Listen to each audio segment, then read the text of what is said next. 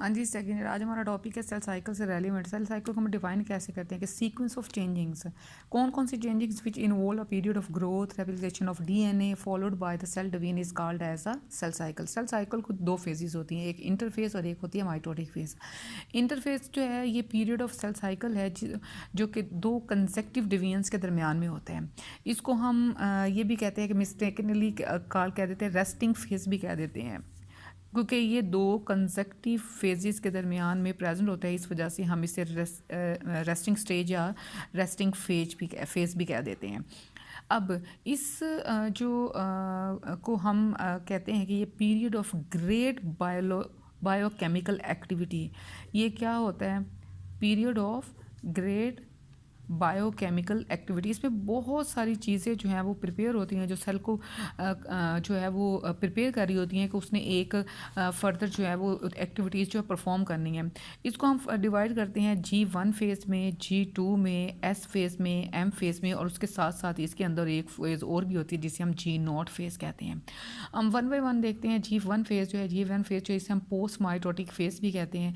ये पीरियड होता है एक्सटेंसिव मेटाबॉलिक एक्टिविटी का, जिसके अंदर सेल जो है वो नॉर्मली ग्रो करता है साइज़ में, स्पेसिफिक एंजाइम्स प्रोड्यूस होते हैं, डीएनए बेसिस यूनिट्स जो हैं वो एक्यूमुलेट होती हैं जो डीएनए की सिंथेसिस करवाती हैं। G0 फेज इसके अंदर एक ऐसी फेज़ आती है जो कि post mitotic cell exist without any change. इसके अंदर कोई चेंज, बहुत सारे सेल्स जो है ना इस G0 के फेज़ के अंदर जो है वो दिनों तक, हफ्तों तक, या बल्कि सारी ज़िंदगी जो है ना इसी में रहते हैं। इनमें एग्जांपल्स जो है ना वो ब्रेन सेल्स आ रहे होते हैं।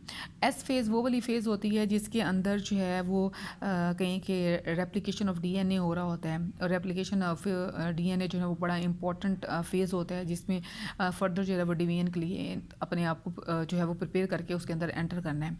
डीएनए इसके अंदर प्रोड्यूस हुआ, क्रोमोसोम नंबर जो है वो डबल्ड हो गया है, और डबलिंग ऑफ क्रोमोसोम्स जो है वो इस एस फेज़ में जो है वो रूनुमा होता है।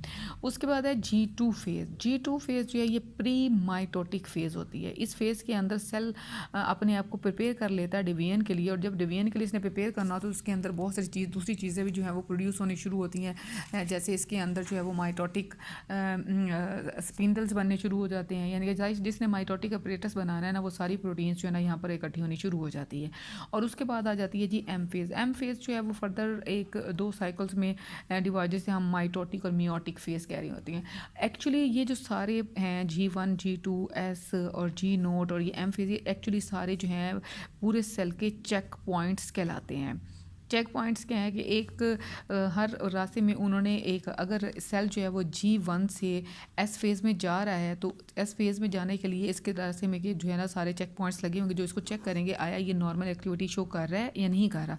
अगर शो नहीं करता तो सेल जो है वो एबनॉर्मल प्रोड्यूस होते हैं।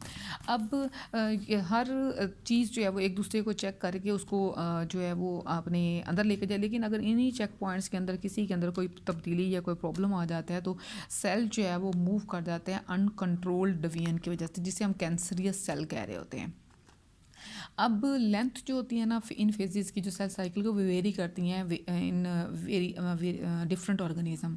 जो एवरी सेल साइकिल 24 घंटे का होता है ह्यूमंस के अंदर, और जिनके अंदर माइटोसिस टेक्स प्लेस होती है 30 मिनट्स के अंदर, और G1 फेज़ का 9 आवर्स की होती है, S फेज़ 10 आवर्स की होती है, और G2 जो है वो 4.5 आवर्स की होती है। मतलब टोटल 24 आवर्स हैं, और टोटल 24 आवर्स में डिफरेंट फेजेस की जो टाइम ड्यूरेशन है वो बता दी है कि हाँ जी उसके अंदर माइटोसिस जिसे हम एम फेज़ कहते हैं ये कितने मिनट्स की होती है? सिर्फ और सिर्फ 30 मिनट्स की। उसके बाद जब हम लोग G1 की बात करते हैं तो G1 जो है वो 9 आवर्स की होती है, और एस फेज़ जो है इसके अंदर वो 10 आवर्स की होती है, और G2 जो है ना वो 4.5 आवर्स की होती है। डिफरेंट जो है वो टाइम ड्यूरेशन है जो उन्होंने रोल प्ले करने होते हैं।